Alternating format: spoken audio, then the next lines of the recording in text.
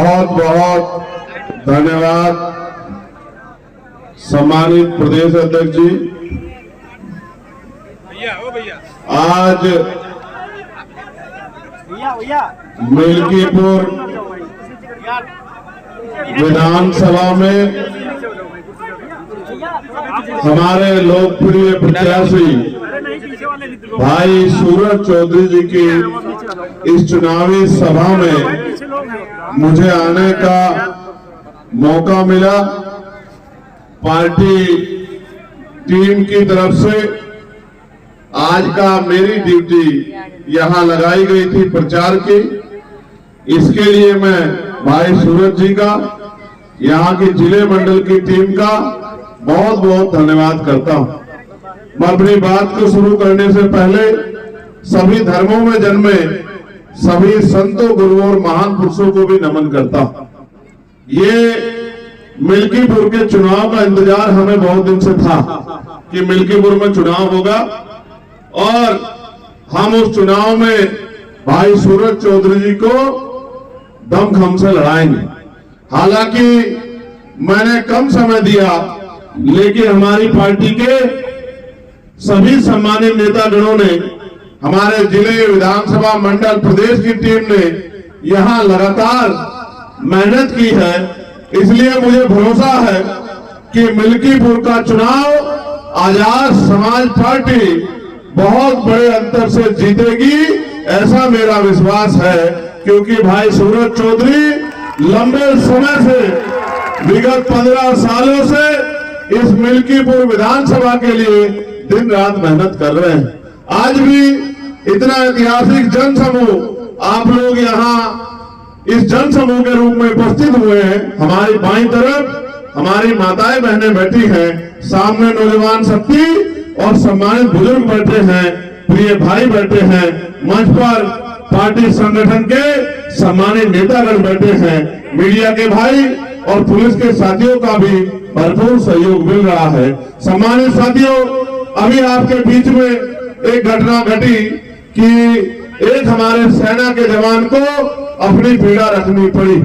हालांकि आप ये जानते हैं कि हम सभी की समस्याओं को उठाने का काम करते हैं। ये मुझसे पटना में मिले थे, मैंने इनसे कहा था कि जब सेशन चलेगा मैं आपकी समस्या को सरकार के सामने जोर शोर से उठाऊंगा। लेकिन क्योंकि अभी सेशन शुरू नहीं हुआ, 31 तारीख से सेशन चलेगा, तो मैं पूरी कोशिश करूंगा कि इनकी समस्या को उठाया जाए।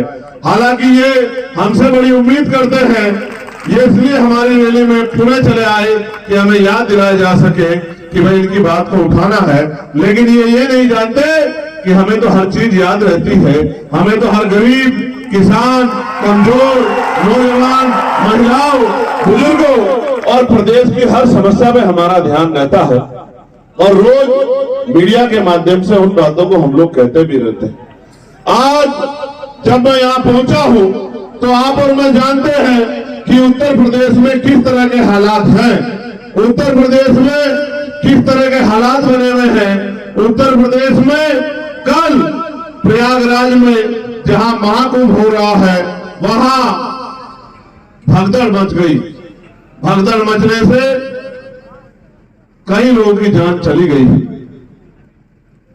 बहुत सारे लोग घायल हैं, अस्पतालों में बेड नहीं है, दवाइयां नहीं है। मुख्यमंत्री जी अपनी नाकामी छिपाने के लिए मीडिया को डांट रहे हैं, पुलिस प्रशासन को डांट रहे हैं। हालांकि हमें लगता था कि भाई ये कुंभ जो है 12 साल बाद, इस बार जब नाम बदल दिया था, इलाहाबाद से प्रयागराज कर दिया था, तो अब शायद हालात बदल गई होंगी। लेकिन ये सच नहीं है, नाम बदलने से हालात नहीं बदलते, इच्छा शक्ति करके हालात बदले जा सकते हैं। सरकार की इच्छा शक्ति ही हालात बदलने की नहीं है। आज हम मिल्कीपुर में हैं, आप बताओ इस मिल्कीपुर में 60-70% मकान कच्चे हैं या नहीं है? बताओ अपने आभार जताने मिल्कीपुर वाले। ये किसकी देन है? या किसकी सरकार है? 7 साल से कौन मुख्यमंत्री है? उनसे पहले कितने मुख्यमंत्री रहे? आप ये बताओ, जिन्होंने आजादी के 75 साल बाद भी आपके कच्चे मकान नहीं देखे, आपका भूखा पेट नहीं देखा, बेरोजगारी से आपको तड़पते नहीं देखा, रोटी के लिए मोहताज नहीं दिखा, बिना इलाज और पैसे की कमी कारण मरते नहीं देखा, उनको क्या फर्क पड़ता है कि आप जियो या मरो? यहाँ चुनाव हो रहा है, सारी पार्टियां लड़ रही हैं, वो भी लड़ रही जिनकी सरकार है और जिनके पहले एमएलए थे वो भी लड़ रहे हैं, लेकिन आप कहाँ हो इस भीड़ में? कभी कोई जीतता है, कभी कोई जीतता। आप कब जीते? आपकी बात कब हुई? आपकी आवाज किसने उठाई? सरकार पे सारे अधिकार हैं, सरकार पे सारी शक्ति है। अगर चाहते तो 3 महीने में यहाँ के सारे मकान पक्के हो जाते, यहाँ रोजगार के साधन खड़े हो जाते, इंडस्ट्रियल एरिया लग जाता, यहाँ के लोगों को वहां चौक पर जाके मजदूरी नहीं करनी पड़ती, वहां जाके बिकने के लिए नहीं जाना पड़ता। लेकिन सरकार की इच्छा शक्ति नहीं है, और इच्छा शक्ति आज की बात नहीं है, इच्छा शक्ति तो सदियों से नहीं रही। अगर सदियों से इच्छा शक्ति नहीं होती तो इस देश में बाबा साहब अम्बेडकर को अपनी पार्टी नहीं बनानी पड़ती।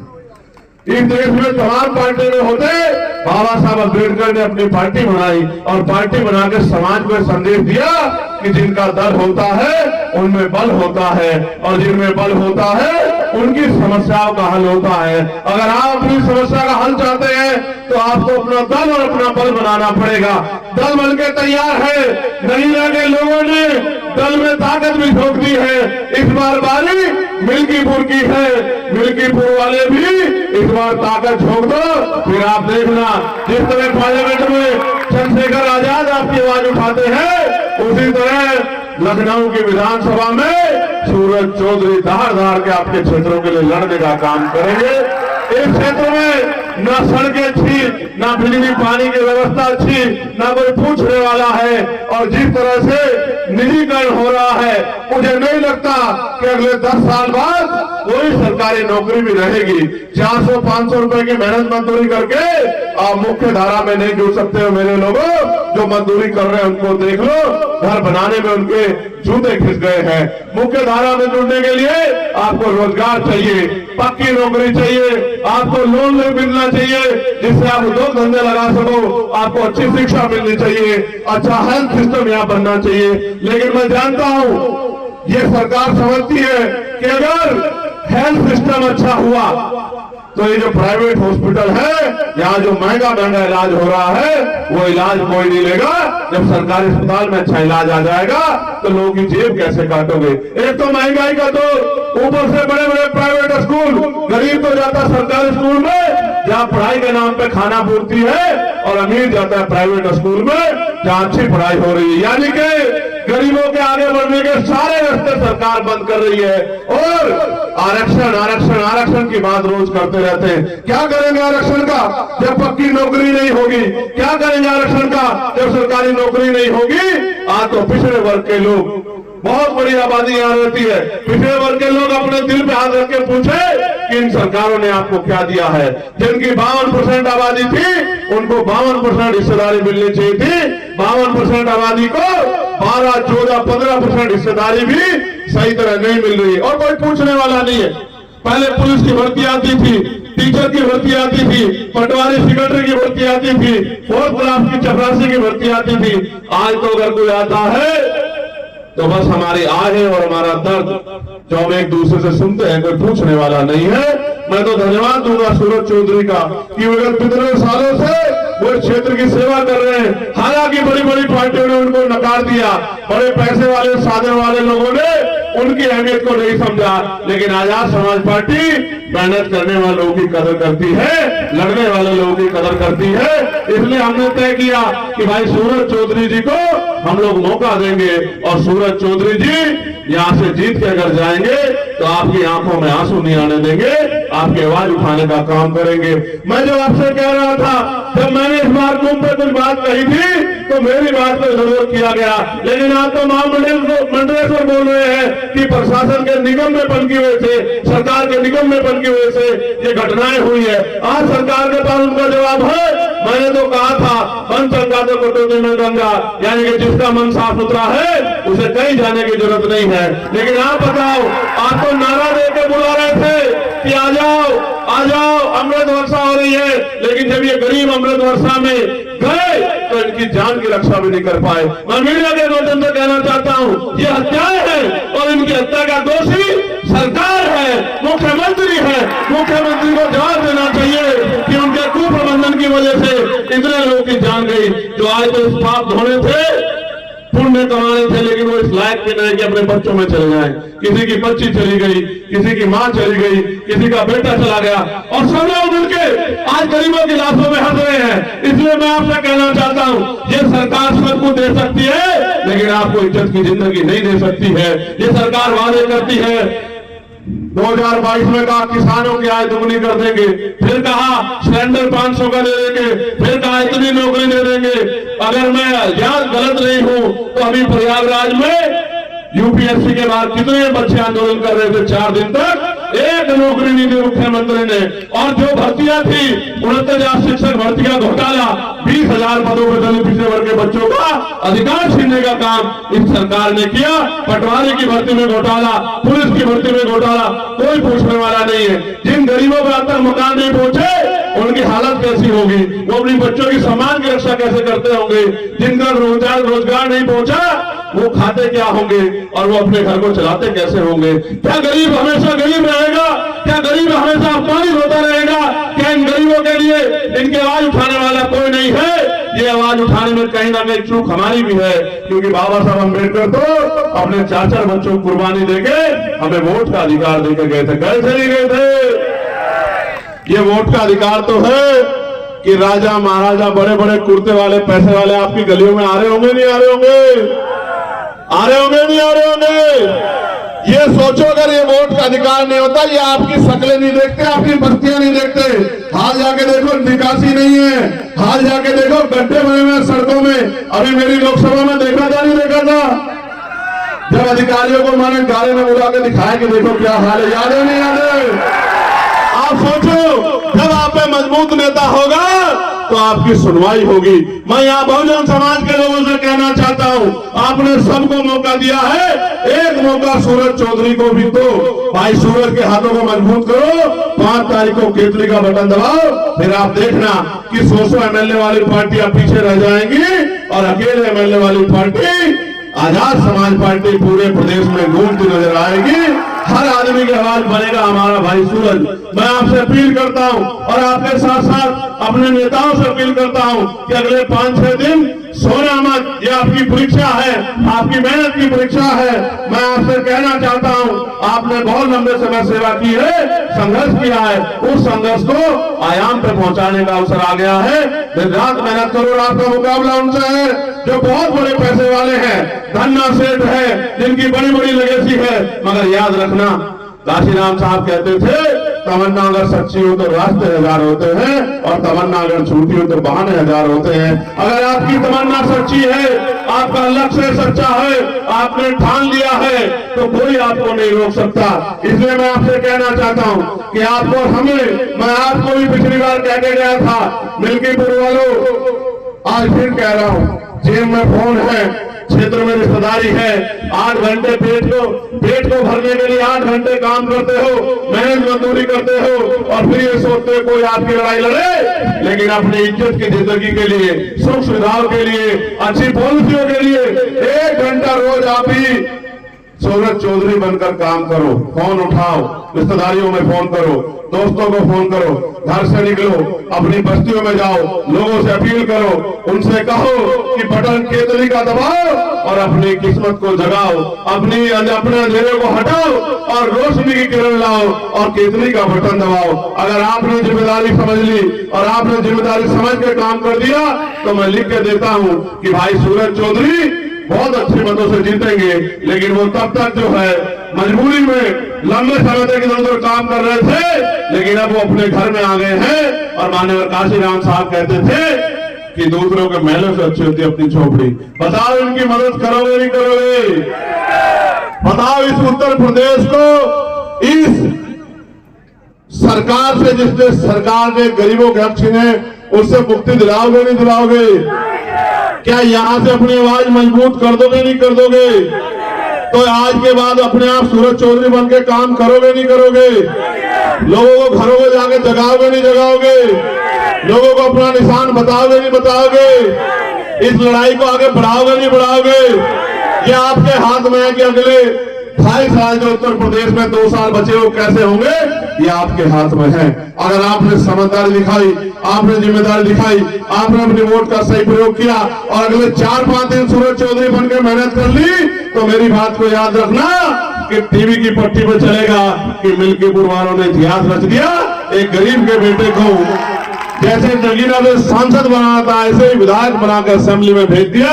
और आप याद रखना, नसीम साहब यहां बैठे हैं, जिस दिन आजाद समाज पार्टी का एमएलए विधानसभा में गूंजेगा, अच्छे अच्छों की नींद हराम हो जाएगी जो गरीबों का अधिकार छीन कर बैठे हैं। मेरी बात को याद रखना, कोई ऐसा नहीं है, चाहे पुलिस के साथी हो, चाहे आर्मी के भाई हो, चाहे अर्धसैनिक बल हो, चाहे होमगार्ड हो, चाहे पीआरडी के जवान हो, चाहे आशा आंगनबाड़ी बहने हो, चाहे ग्राम सेवक हो, रोजगार सेवक हो, भोजन माता हो, सबकी आवाज को पार्लियामेंट में उठा के उनकी समस्या को हल करवाने का काम हमने पुरजोर कोशिश की है। अगर ये ताकत आपने उत्तर प्रदेश में बना ली तो याद रखना कि फिर आपकी समस्याओं पे कोई जो है चुप नहीं रहेगा, सबको बोलना पड़ेगा। बताओ, जब मैं पार्लियामेंट में गया अकेला नीले पटके वाला था या नहीं था? बताओ। और इस बार कितने नीले पटके वाले देखे आपने? और अब तो गृह मंत्री नीला पटका पहन के घूम रहे हैं और विपक्ष के नेता भी जय बापू जय भीम की बात कर रहे हैं। जिन्होंने जीते जी कभी बाबा साहब अम्बेडकर का सम्मान नहीं किया, उनके रास्ते रोकने का काम किया, वो भी जय बापू जय भीम कह रहे हैं। आप समझो ये क्यों जरूरत पड़ी? क्योंकि अम्बेडकर वादी आपका अपना भाई पार्लियामेंट में चला गया है। ऐसे ही जब ये जाएगा तो इधर का माहौल भी ऐसा हो जाएगा, यहाँ भी नीले पटके वाले आ जाएंगे, यहाँ से भी मानवता की बात होगी, यहाँ भी गरीबों की बात होगी। ये जो टैक्स के आधार पर गरीबों को लूटा जा रहा है, ये टैक्स बंद होगा। और मैं आपको कहना चाहता हूँ, समय दूर नहीं है, 27 भी हमारे सामने है। आप और हमें जुड़ जाना है इस बात के साथ कि हमें उत्तर प्रदेश को किसी के भरोसे नहीं छोड़ना है। उत्तर प्रदेश की जनता को हाथ फैलाने लायक नहीं छोड़ना है, इनका हाथ मजबूत करना है, इनके फैले हुए हाथ को मुट्ठी बना के एकजुट करके रोकना है और इनके हाथ में ताकत देनी है।